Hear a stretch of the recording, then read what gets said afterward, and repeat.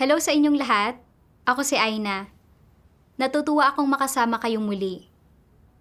Sa China, maraming Kristiyano ang inaaresto at inuusig ng Partido Komunista dahil sa kanilang pananampalataya sa Diyos. Higit pa rito, inililigaw at hinihikayat pa ng partido ang kanilang mga pamilya upang hadlangan silang manampalataya sa Diyos at gampanan ang kanilang mga tungkulin.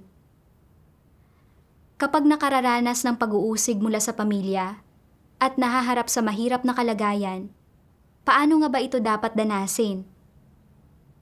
Susundin ba nila ang kanilang pamilya para mapanatili ang pagkakaisa sa tahanan? O maninindigan sa kanilang patotoo at magpatuloy sa pananampalataya at pagsunod sa Diyos? Ngayon, ibabahagi ko ang isang patotoong batay sa karanasan na pinamagatang ang kwento sa likod ng pang-uusig ng pamilya.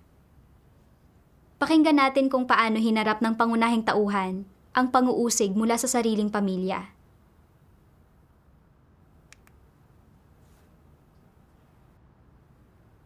Minsan ay nagkaroon ako ng masayang pamilya at napakabuti sa akin ng asawa ko. Ang tanging pinagsisihan ko ay ang hindi pagkakaroon ng anak sa loob ng maraming taon pagkatapos naming ikasal. Kumonsulta ako sa maraming kilalang doktor at gumastos ng malaki, pero nauwi sa wala ang lahat. Dahil dito, ginugol ko ang karamihan ng oras ko sa pasakit at kawalan ng pag-asa.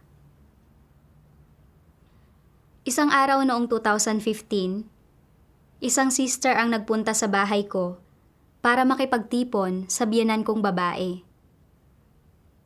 Ibinahagi niya sa akin ang ebanghelyo ng mga huling araw ng makapangyarihang Diyos. At binasa niya sa akin ang maraming salita ng makapangyarihang Diyos. Mula sa mga salita ng Diyos, naunawaan ko na nilikha ng Diyos ang tao. At ang tadhana ng mga tao ay nasa mga kamay ng Diyos. Na ang lahat ng mayroon ng isang tao ay ipinagkakaloob ng Diyos. At na paunang itinatakda rin ng Diyos kung kailan magkakaroon ng mga anak ang isang tao. Unti-unti, nagawa kong palayain ang sarili ko mula sa pasakit ko. Hindi na ako nalulungkot sa hindi pagkakaroon ng mga anak, at mas gumaan ang kalooban ko kumpara noon. Kalaunan, nagkaroon ako ng anak. Noong panahong iyon, bagaman hindi na nanampalataya sa Diyos ang asawa ko, sinuportahan niya ang pananalig namin. Masaya at matiwasay ang pamilya namin, at labis kaming kinaiinggitan ng mga kapitbahay namin. Pero hindi nagtagal ang masasayang sandali. Noong 2017, nakita ng mga magulang ng asawa ko sa telebisyon ang paninirang puri ng CCP laban sa ang iglesia ng makapangyarihang Diyos. At nakita nila na sinusupil at inaaresto ng CCP ang mga nananampalataya sa makapangyarihang Diyos. Natakot silang maaresto at hindi na naglakas loob na magpatuloy ng mga kapatid sa bahay. Pagkatapos, sinubukan din nila akong himukin na tumigil sa aking pananampalataya. Isang araw, seryosong sinabi ng biyenan kong lalaki. Napanood ko sa telebisyon na inaaresto ng CCP ang mga taong nananampalataya sa makapangyarihang Diyos saan man. Maraming tao ang inaresto. At narinig ko na kapag naaresto sila, pinapahirapan sila. At na ang buong pamilya, mula sa matatanda hanggang sa mga bata, ay nagdurusang lahat.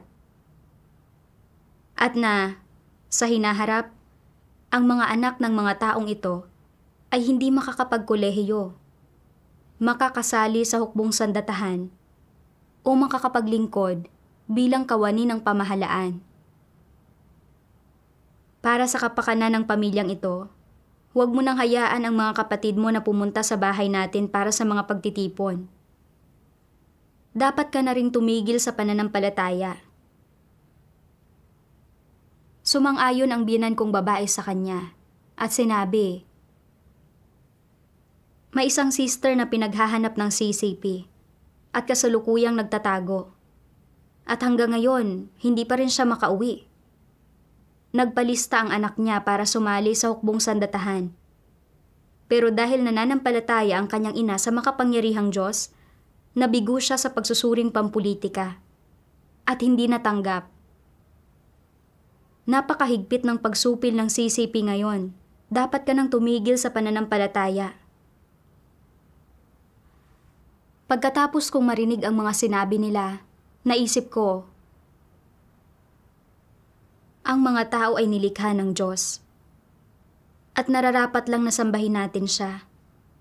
Kung titigil tayo sa pananampalataya sa Diyos dahil sa takot sa pang-uusig, hindi ba ito ay pagkakanulo sa Diyos?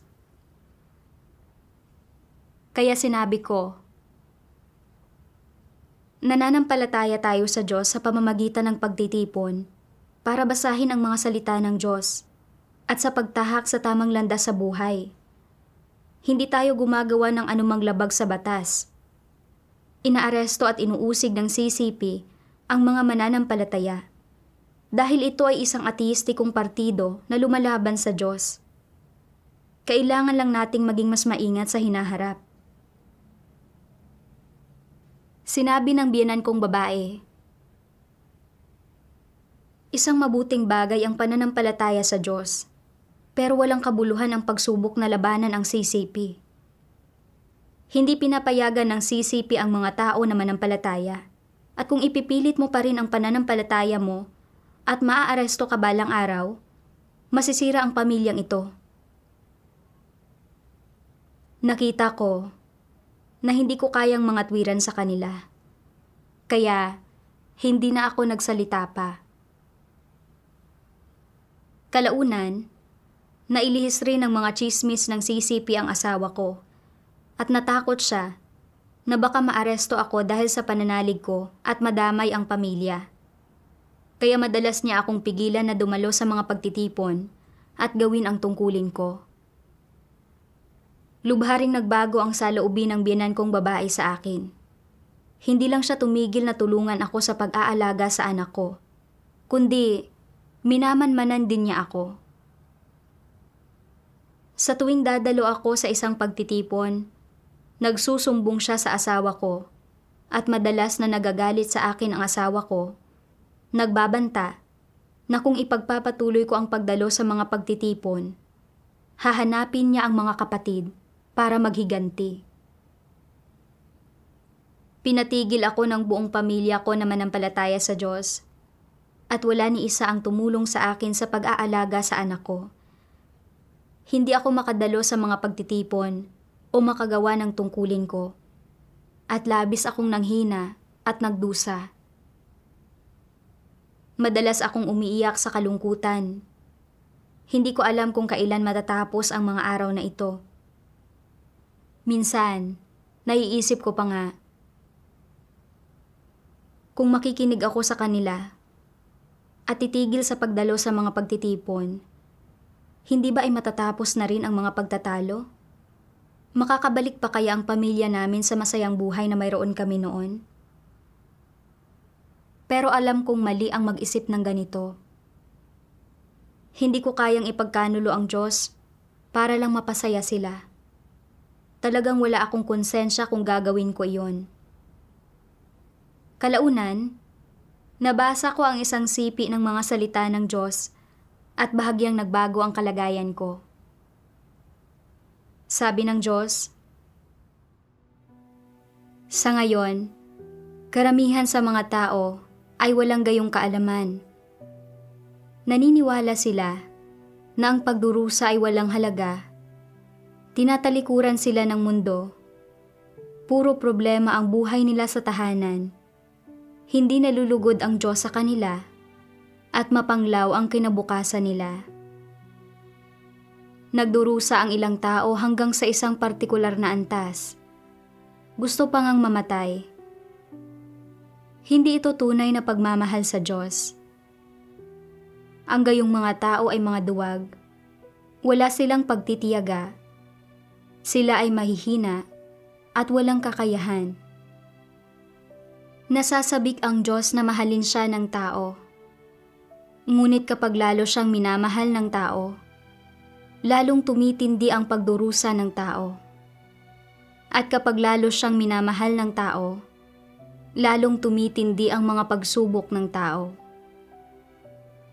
Kung minamahal mo siya, bawat uri ng pagdurusa ay sasapit sa iyo. At kung hindi naman, marahil ay magiging maayos ang lahat para sa iyo at lahat ay magiging payapa sa paligid mo. Kapag minamahal mo ang Diyos, madarama mo palagi na marami sa paligid mo ang hindi mo makakayanan. At dahil ang iyong tayog ay napakababa, ikaw ay pipinuhin. Bukod dito, hindi ka magkakaroon ng kakayahang mapalugod ang Diyos. At lagi mong madarama na napakataas ng mga layunin ng Diyos na hindi kayang abutin ng tao ang mga ito. Dahil sa lahat ng ito, ikaw ay pipinuhin. Dahil maraming kahinaan sa iyong kalooban at marami ang nasa iyo na hindi kayang mapalugod ang mga layunin ng Diyos, pipinuhin ang iyong kalooban.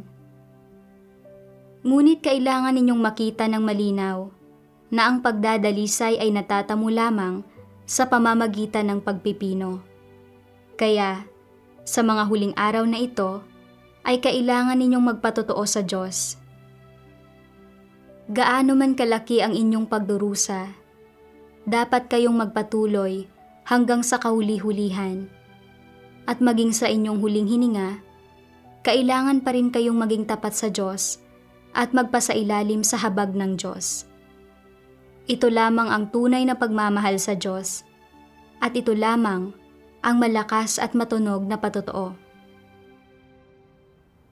Labis akong naantig sa pagbabasa ng mga salita ng Diyos. Pinaniwalaan ng pamilya ko ang mga tsismis ng CCP at inusig at hinadlangan nila ako sa pananampalataya ko sa Diyos, kaya ninais kong magkompromiso. Napakahina ko at kulang sa tayog. Kinakalaban ng Partido Komunista ang Diyos, at ang pananampalataya at pagsunod sa Diyos at pagtahak sa tamang landas ng buhay sa bansang pinamumunuan nito ay tiyak na puno ng maraming balakid. Isa ring pagsubok sa akin ang pang-uusig ng pamilya ko para malaman kung maninindigan ba ako sa panig ng Diyos o ni Satanas. Habang iniisip ko ito, napagpasyahan ko na kahit paano man ako usigin ng pamilya ko, hindi ako magkukompromiso. At kahit gaano man ako magdusa, susundan ko ang Diyos hanggang sa dulo. Kalaunan, lumipat ako sa ibang bahay kasama ang anak ko at nakalayo na ako sa pagmamanman ng mga biyanan ko. Maghapong wala sa bahay ang asawa ko dahil nagtatrabaho siya. Kaya nakakadalo ako sa mga pagtitipon at nagagawa kong muli ang tungkulin ko. Talagang naging masaya ako.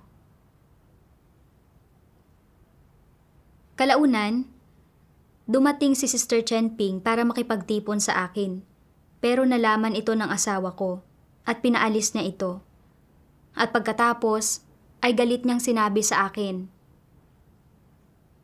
"Hindi na pwedeng pumunta ang mga taong iyon sa bahay natin para sa mga pagtitipon. Kung malaman ito ng mga pulis, magdurusa ang buong pamilya natin.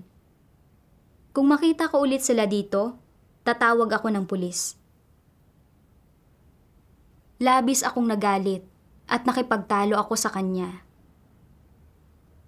Pero kahit anong sabihin ko, hindi na ako pinayagan ng asawa ko na manampalataya sa Diyos. Naisip ko na hindi na makakapunta si Sister Chenping para makipagtipon sa akin.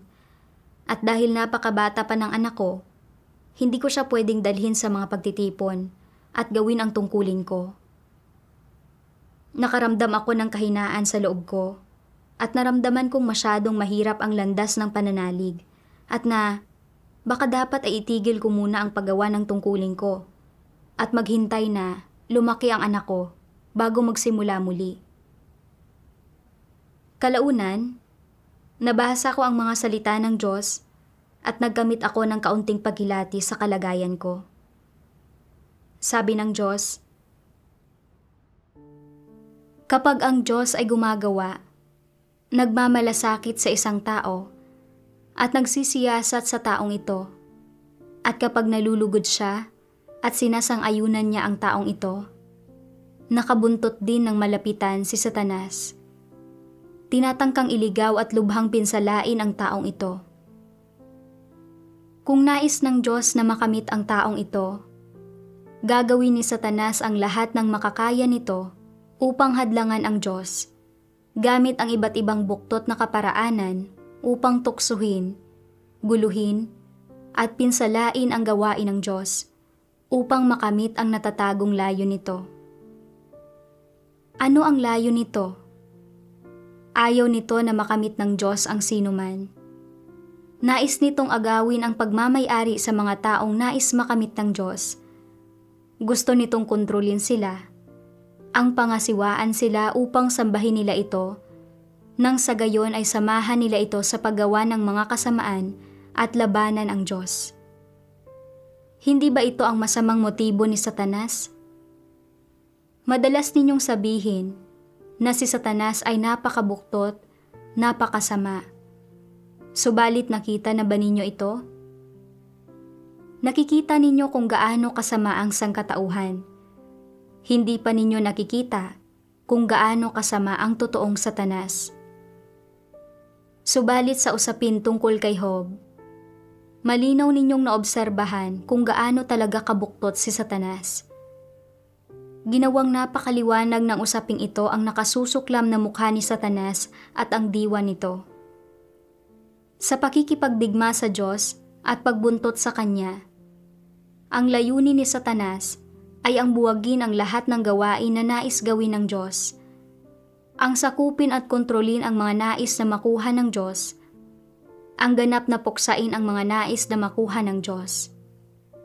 Kung hindi sila mapupuksa, sila kung gayon ay aangkinin ni Satanas upang magamit nito. Ito ang layunin nito. Mula sa mga salita ng Diyos, malinaw kong nakita ang kasamaan at kabuktutan ni Satanas. Gumagawa ang Diyos para iligtas ang mga tao. Pero ginagawa ni Satanas ang lahat ng makakaya nito para hadlangan ang mga tao sa pagsunod sa Diyos. Gumagawa ito ng iba't ibang uri ng tsismis para siraan ang iglesia ng makapangyarihang Diyos, at itinuturing nito ang mga mananampalataya bilang mabibigat na kriminal ng Estado. Inaaresto at inuusig sila. Nadadamay pa nga ang mga pamilya ng mga Kristiyano. Tinatakot nito ang mga walang pananampalatayang kamag-anak namin at ginagamit sila upang guluhin at hadlangan kami sa pananalig namin. Ang ubod ng samang intensyon ng malaking pulang dragon sa paggawa ng lahat ng ito ay para ipagkanulo naming lahat ang Diyos at masadla kami sa impyerno kasama nito. Natakot ang pamilya ko na maaresto ng CCP at hindi sila nangahas na manampalataya sa Diyos at nagkaisa sila para hadlangan ang pananampalataya ko. Nang maharap ako sa pang-uusig, nanghina ako at ginusto kong talikuran ang tungkulin ko para protektahan ang masaya at maliit naming pamilya. Ibig sana nitong sabihin ay nahulog ako sa patibong ni Satanas. Nang maunawaan ko ito, nagpasya ako na kahit gaano kahirap ang tahaking kong landas, hindi ako magkukompromiso at na kailangan kong umasa sa Diyos para manindigan sa patotoo ko. Kalaunan, palihim kong isinama ang anak ko sa mga pagtitipon. Ang kamangha-mangha, nakatulog siya agad pagkarating namin sa bahay ng sister. At nagising lang siya pagkatapos ng pagtitipon namin. Nangangahulugan na maaari akong dumalo sa mga pagtitipon ng may payapang isipan. Kalaunan, nahalal ako bilang isang leader ng iglesia at napakaabala ng gawain ng iglesia. Kaya ipinasok ko ang anak ko sa kindergarten at ipinagpatuloy ko ang paggawa ng tungkulin ko. Noong 2018, naglunsad ng isa pang espesyal na operasyon ang CCP na tumutugi sa ang Iglesia ng Makapangyarihang Diyos. At nakapaskil sa lahat ng lansangan ang mga karatulang may nakasulat na matinding pagsupi laban sa ang Iglesia ng Makapangyarihang Diyos. At hindi aatras ang hukbo hanggang hindi natatapos ang paglipol. Mula umaga hanggang gabi, paulit-ulit na umaalingaw-ngaw ang mga anunsyo mula sa mga speaker sa mga kabahayan na naglalayong pukawin ang publiko at hikayatin silang isumbong ang mga nananampalataya sa makapangyarihang Diyos, kapalit ng gantimpalang 2,000 yuan sa bawat isang maaaresto. Noong panahong iyon, maraming kapatid ang inaresto. Nabalot sa madidilim na ulap at pagkataranta ang lungsod. Natakot ang asawa ko na baka maaresto ako at sinimulan niyang usigin ako ng mas matindi pa. Isang araw, habang paalis ako, sinabi ng asawa ko, "Huwag mong isiping hindi ko alam na palihim kang dumadalo sa mga pagtitipon. Nakikita ko kung gaano ka kaabala. Siguradong isa ka ng leader ngayon." Partikular na inaaresto ng pulisya ang mga taong nananampalataya sa makapangyarihang Diyos. Tingnan mo, may mga kamerang pangmanman at mga gamit pang subaybay sa buong lansangan. At maaari kang mahuli ng mga pulis anumang sandali. Hindi ka na maaaring manampalataya o madadamay mo kami sa kapahamakan. Dapat kang magsulat ng garantiya para sa akin ngayon din, na nangangakong hindi ka na mananampalataya sa makapangyarihang Diyos. Kapag hindi mo ito isusulat, palalayasin kita sa bahay na ito at hindi mo na makikita ang anak natin kailanman. Nagulat ako sa sinabi niyang ito. Tanging ang mga jablong CCP lang ang nag-uutos sa isang tao na sumulat ng garantiya ng hindi pananampalataya sa Diyos. Hindi ba ay isa siyang jablo? Mariin kong sinabi, ang makapangyarihang Diyos ang tagapagligtas na naparito para iligtas ang sangkatauhan. Hindi ko kailanman ipagkakanulo ang Diyos. Lalong hindi ako susulat ng isang garantiya. Dahil dito, sumiklab sa matinding galit ang asawa ko.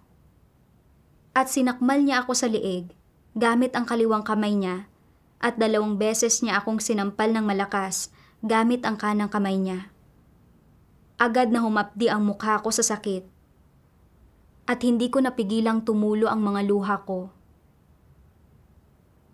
Sa maraming taon naming pagsasama, hindi ako kailanman pinagbuhatan ng kamay ng asawa ko. Pero noong araw na iyon, sinampal niya ako dahil naniwala siya sa mga tsismis ng CCP. Labis akong nasaktan at nanghina. Umiiyak akong nagdasal sa Diyos, humihiling na bigyan niya ako ng pananalig at lakas. Nang makita kong oras na para dumalo sa isang pagtitipon, nagdahilan ako para makaalis. Pero pinigilan ako ng asawa ko.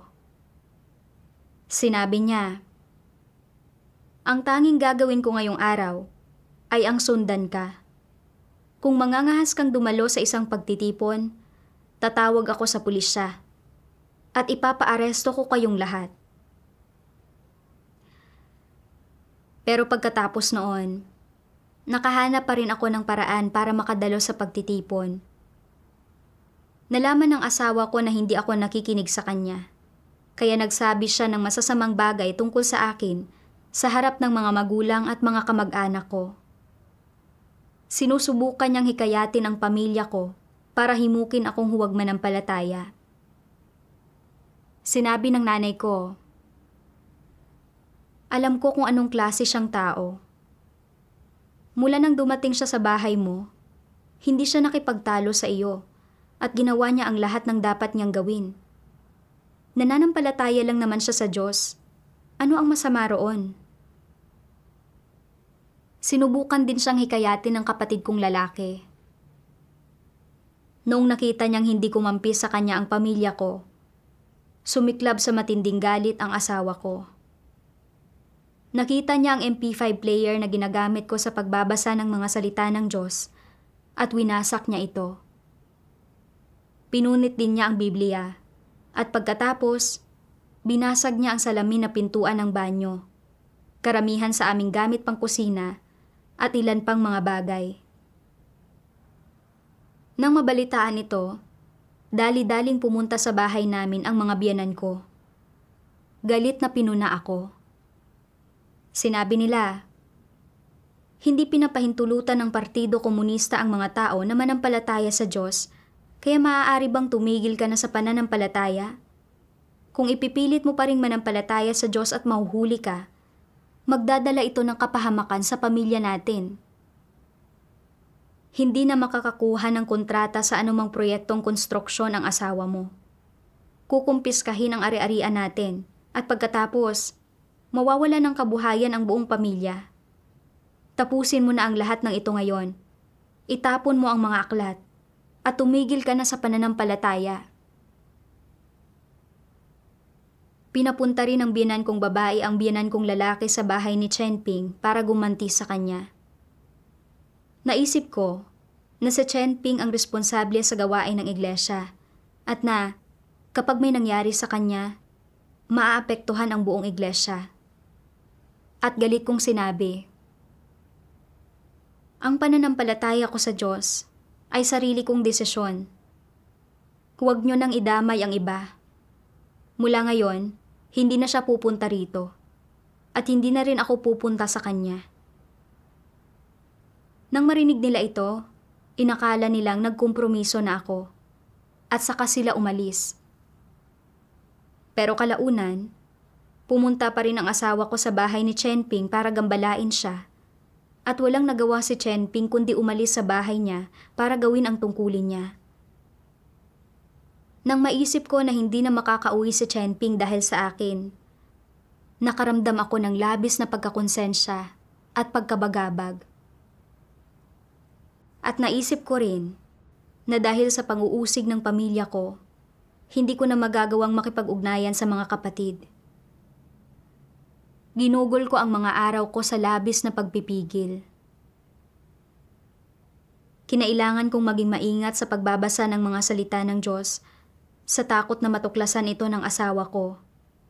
At kapag tinitingnan ko ang malaki naming silid, pakiramdam ko ay isa akong ibon na nakakulong sa hawla. Bagaman maginhawa ang buhay, hindi ako nakaramdam ng anumang kaligayahan. Sana ay maaari akong manampalataya sa Diyos at magbasa ng kanyang mga salita ng malaya. Hindi naglaon, sinabi ng asawa ko. Sinabi ng isang kaibigan mula sa istasyon ng pulisya na naglulunsad ng isang espesyal na operasyon ang gobyerno laban sa inyo na mga mananampalataya ng makapangyarihang Diyos at na kapag nahuli nila kayo, hindi kayo mapapalaya ng kahit gaano kalaking halaga ng pera. Hindi lang ikaw ang magdurusa sa loob, kundi madadamay ang buong pamilya kasama mo. Gustong ipagbawal ng gobyerno ang lahat ng mga relihiyosong pananampalataya. Maging ang Three Self-Church ay ipapagiba na rin. Sa tingin mo ba ay magkakaroon ka ng magandang buhay kung hindi ka makikinig sa CCP? Ang pananampalataya sa Diyos sa China ay pagnanais ng kamatayan. Ayaw kong mamuhay sa patuloy na takot at pagkabalisa dahil sa pananalig mo. Mayroon kang dalawang pagpipilian. Una, isuko mo ang pananalig mo at manatili ka sa bahay para alagaan ang anak natin. Kung gagawin mo ito, ikaw ang mamamahala sa pamilyang ito at pakikinggan kita sa lahat ng bagay. Pangalawa, ipagpatuloy mo ang pananalig mo, pero iwan mo ang anak natin at umalis ka sa bahay na ito nang walang dala. Malinaw sa akin na tapos na ang pagsasama namin bilang mag-asawa. Labis akong nalungkot at nang maisip ko na kailangang mawalay ang anak ko sa kanyang ina sa murang edad, lalo akong nanghina at tahimik na lumuha. Sa harap ng nalalapit na pagkakawatak-watak ng pamilya ko, nagbalik sa isipan ko ang nakaraan na parang mga eksena sa isang pelikula. Kaya ko ba talagang talikuran ang pamilyang pinaghirapan kong buuin sa loob ng napakaraming taon? Sa partikular, kapag naiisip kong mahihiwalay ako sa anak ko at wala ako sa kanyang paglaki, tila 10,000 beses na mas mahirap umalis. Parang sinasaksak ng kutsilyo ang puso ko at lumulutang ang isipan ko. Sa gitna ng matinding paghihirap ko, isang ideya ang pumasok sa isip ko. Kung titigil ako sa pananampalataya sa Diyos, hindi ako hihiwalayan ng asawa ko.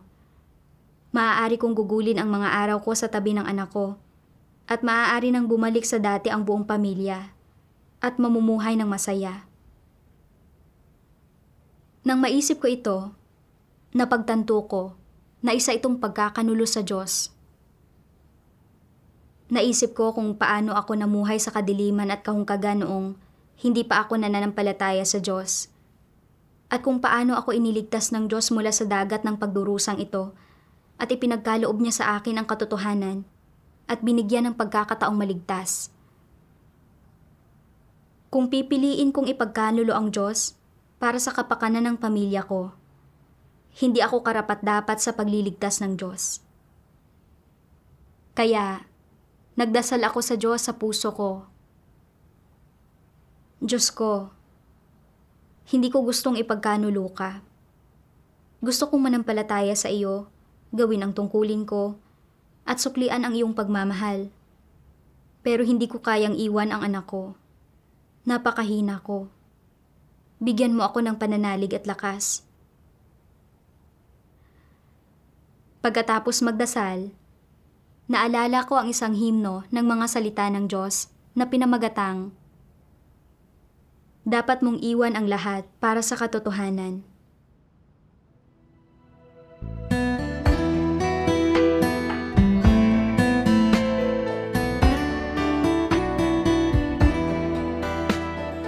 Dapat kang magdusa ng paghihirap, alang-alang sa katotohanan. Dapat mong isakripisyo ang iyong sarili para sa katotohanan. Dapat kang magtiis ng kahihiyan para sa katotohanan. At upang makamit ang higit na katotohanan, dapat kang sumailalim sa higit pang pagturusa. Ito ang dapat mong gawin. Ito ang dapat mong gawin. Hindi mo dapat itapon ang katotohanan alang-alang sa kasiyahan ng isang matiwasay na buhay pamilya. At hindi mo dapat iwala ang dangal at integridad ng buong buhay mo para sa pansamantalang kasiyahan. Hindi mo dapat itapon ang katotohanan alang-alang sa kasiyahan ng isang matiwasay na buhay pamilya. At hindi mo dapat iwala ang dangal at integridad ng buong buhay mo para sa pansamantalang kasiyahan.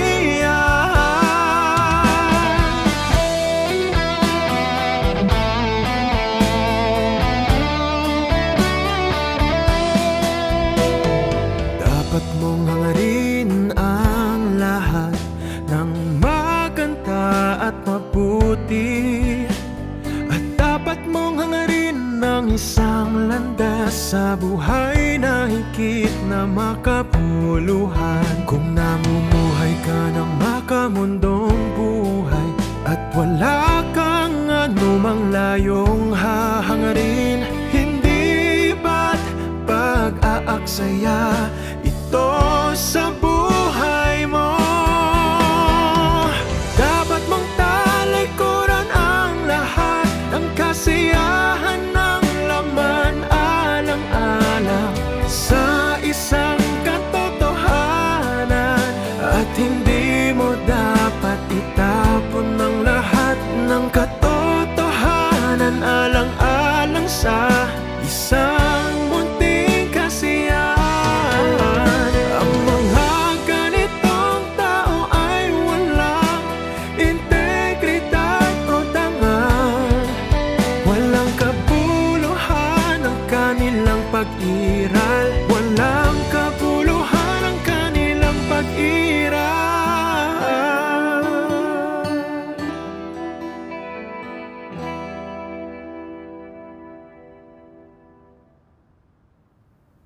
Sa kaliwanagan at patnubay ng mga salita ng Diyos, naunawaan ko na hindi ko kayang ipagkanulo ang Diyos para pangalagaan ang pamilya ko. Naisip ko kung paanong ang Diyos, para maligtas ang mga tao mula sa kapangyarihan ni Satanas, ay tinitiis ang matinding kahihiyan sa pamamagitan ng pagiging tao para magpahayag at gumawa sa gitna ng mga tao, para dumanas ng lahat ng klase ng mga paghihirap. Binayaran ng Diyos ang lahat ng kanyang mabigat na halaga. Kung ipagkakanulo ko ang Diyos para sa kaligayahan ng pamilya ko, sa anong paraan ako magkakaroon ng anumang konsensya o dignidad bilang tao?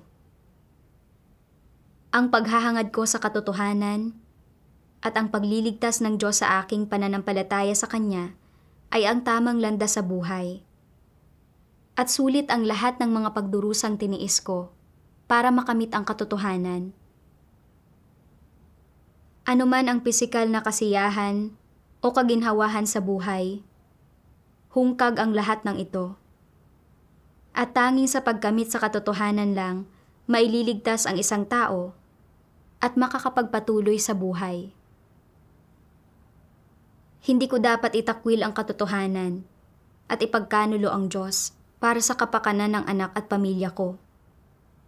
Kailangan kong maging matatag, hangarin ang katotohanan, suklian ang pagmamahal ng Diyos, at isabuhay ang isang makabuluhang buhay. Sa sandaling iyon, naging malinaw sa akin ang lahat. Kahit paano pa ako gipitin ng asawa ko, hindi ko kailanman ipagkakanulo ang Diyos. Pinipilit ako ng asawa ko na makipagdiborsyo. Natatakot siya na kung maaresto ako, madadamay siya kasama ko. Kumikilos siya para protektahan ang sarili niyang mga interes. Nakita ko na tanging ang Diyos lang ang tunay na nagmamahal sa mga tao. Nasaan ang pagmamahal sa pagitan ng mga tao? Ang mga ugnayan sa pagitan ng mga tao ay nauudyokan lang ng mga personal na interes. At kapag wala ng mga makukuhang pakinabang, nagiging mapanlaban ang mga tao.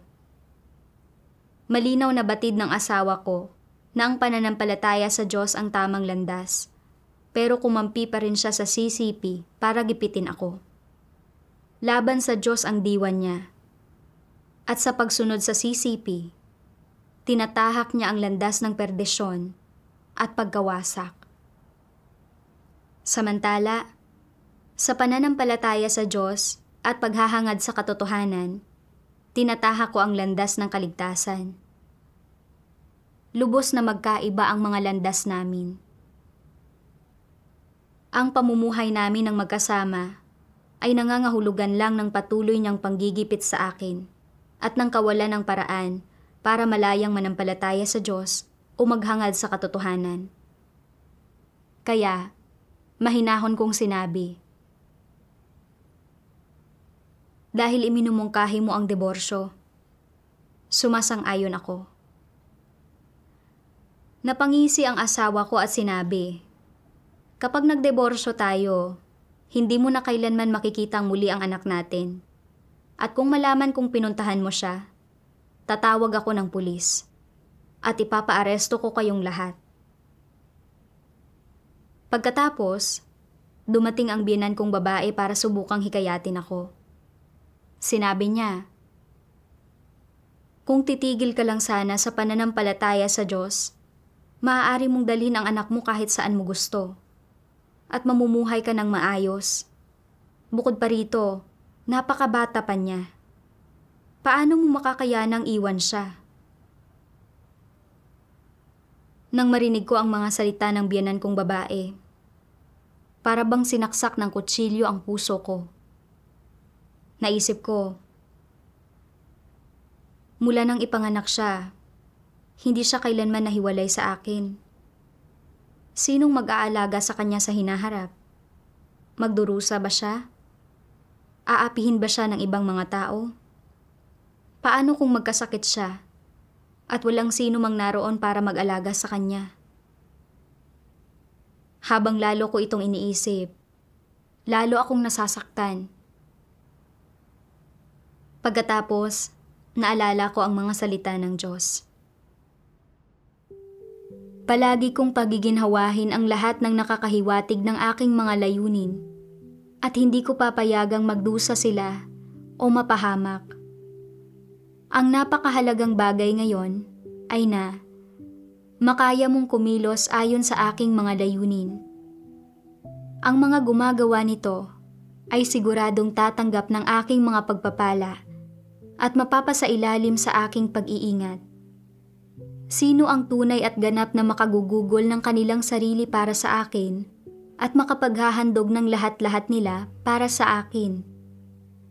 Lahat kayo ay walang gana. Nagpapaikot-ikot ang inyong mga kaisipan. Iniisip ang tahanan, ang mundo sa labas, ang pagkain at damit. Sa kabila ng katotohanang ikaw ay nasa harap ko, gumagawa ng mga bagay-bagay para sa akin.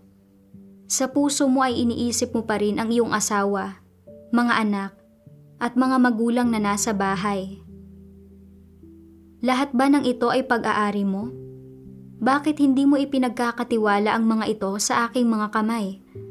Wala ka bang tiwala sa akin?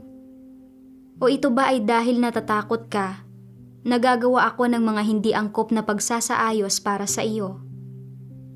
Bakit ka laging nag-aalala sa pamilya ng iyong laman at nababahala para sa iyong mga mahal sa buhay? Mayroon ba akong puwang sa puso mo? Maliban sa pagsisilang at pagpapalaki ng anak, ang responsibilidad ng mga magulang sa buhay ng mga anak nila ay ang panlabas lang na bigyan sila ng isang kapaligiran na kalalakihan nila. At iyon na iyon. Sapagkat walang makaiimpluwensya sa kapalaran ng tao maliban sa itinadhana ng lumikha. Walang sino man ang makakakontrol sa uri ng magiging kinabukasan ng isang tao. Ito ay matagal nang naitakda. At kahit pa ang sariling mga magulang ay hindi mababago ang kapalaran ng isang tao. Kaugnay naman sa kapalaran, kanya-kanya ang bawat isa. At bawat isa ay may sariling kapalaran.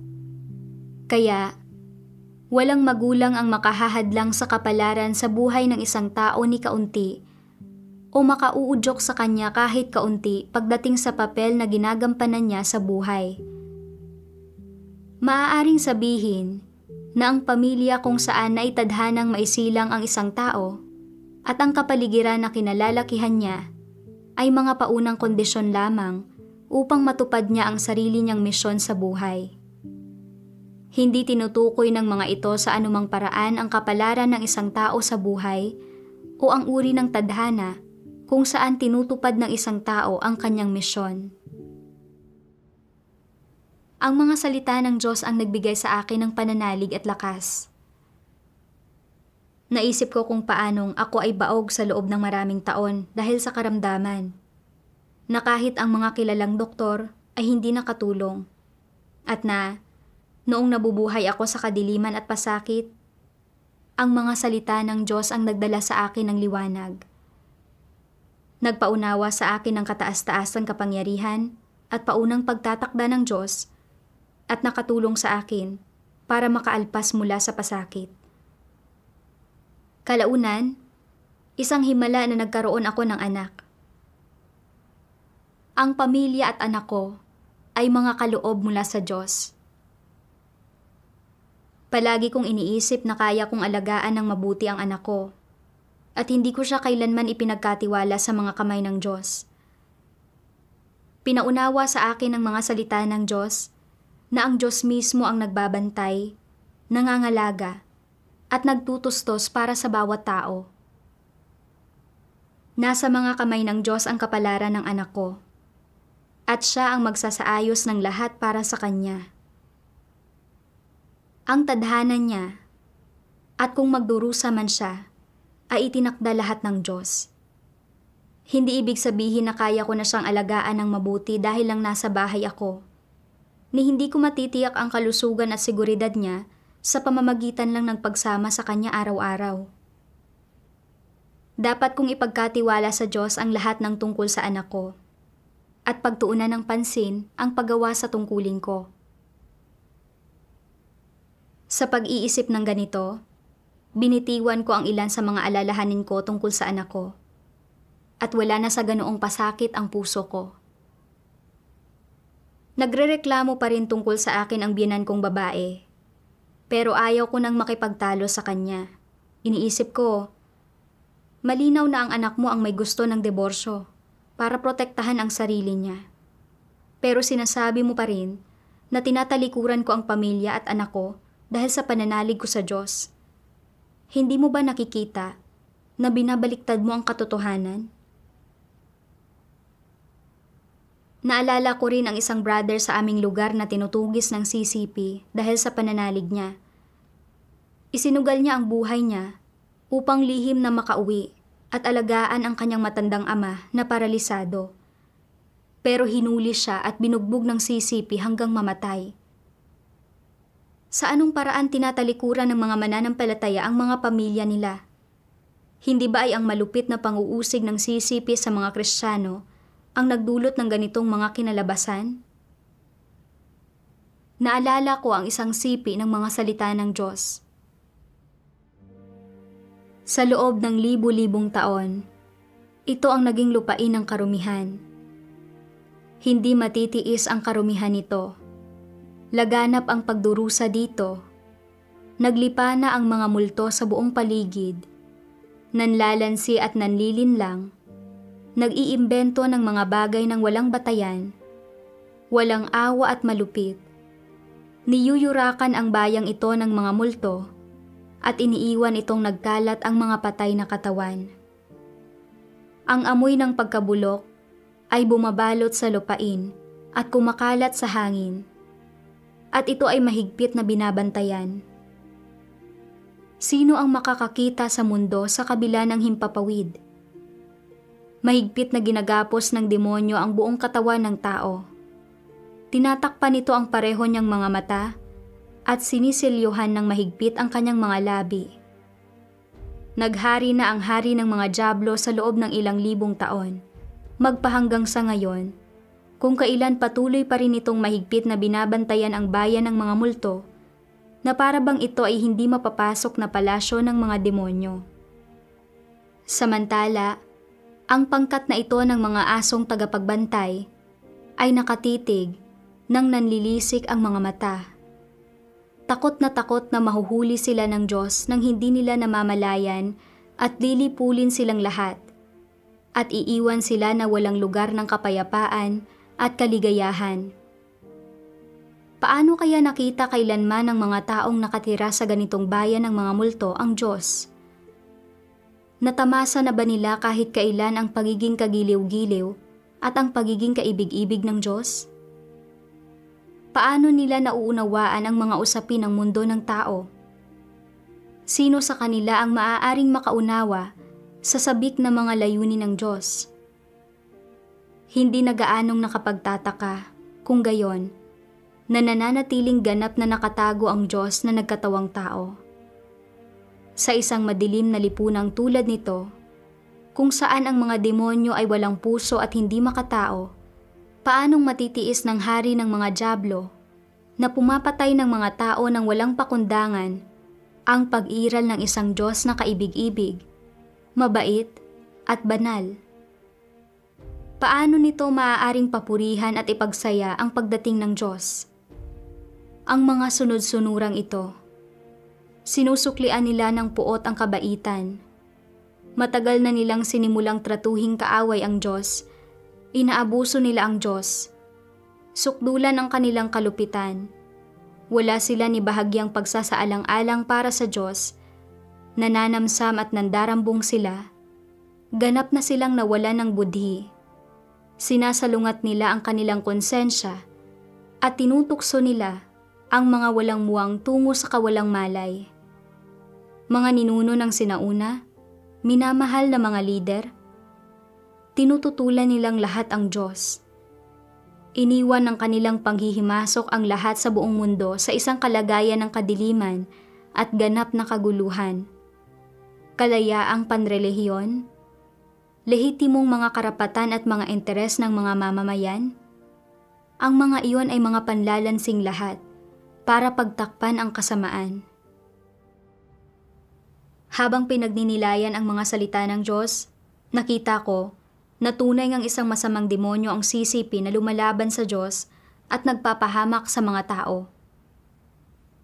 Nagpapanggap ito na sumusuporta sa mga kalayaang panrelihiyon, pero palihim, walang habas nitong nilalabanan ang Diyos at hinuhuli at inuusig ang kanyang hinirang ng mga tao. Dapat talagang isumpa at kundinahin ang CCP. Nagkatawang tao ang Diyos upang ipahayag ang katotohanan sa lupa, dalisayin at iligtas ang mga tao.